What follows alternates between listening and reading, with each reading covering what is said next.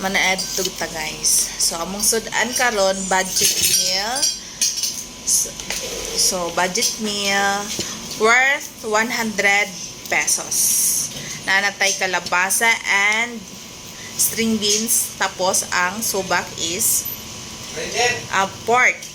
It's pork. 100 pesos, good for 5 person. So, mga unta bro.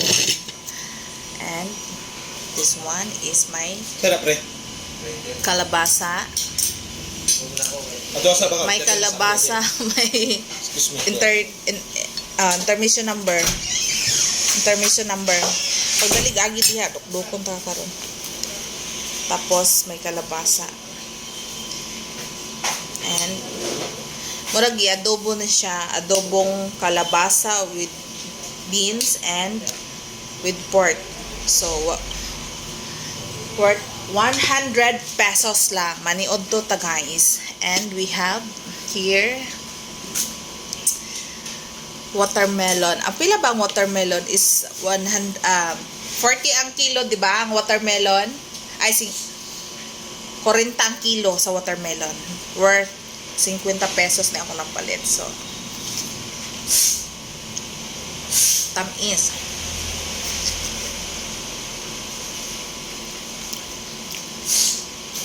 Mahal na ka ang paliton karon, so kailangan mag-budget, pero sa 100 pesos nga budget ni mo good for 5. O good for 5 man ni atong sudan, di ba?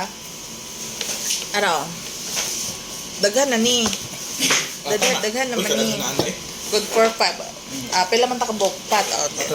Patra day. Pero good for 5 na siya, daghan na siya. Okay. With ano na? With amenities. With lamas. Amenities kanina. May accessories of the bride. Lamas, mahal ba ang lamas ron? Ahos og Bombay pa lang dan, wala na, lugi na ka. So kailangan jud nimo mag-budget. So 100 pesos makaya ra makaluto ng pagkaon. Sudan. Nanay karni gamay, tapos kalabasa sa batuyon, sabay mga sawg ana ahos Bombay. Oh.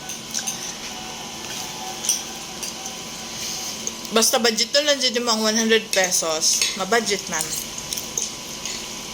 Mahal na baya karon ang lamas pa lang daan nimo. Nga ang tagay. Siyempre, nakakita man ko kuan. Watermelon. Lami ka lang watermelon. Guard, pagkuhag kuan dali naisudan ba? Og nay watermelon. So, buhay empleyado, magtipid. So, dool man mi sa palengke, dali na mi makapalit og sudan nga, barato lang. I think barato na 100 pesos good for naluto. Diba? Okay. Kaysa mapalit kag luto na ka ng baligya sa karinderya good. Pila ma usual 35 to 40. Depende.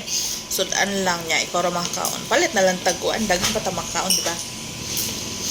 So, that's all. So, naadre ang mga narang asungot na hilom. O, sige. Thank you for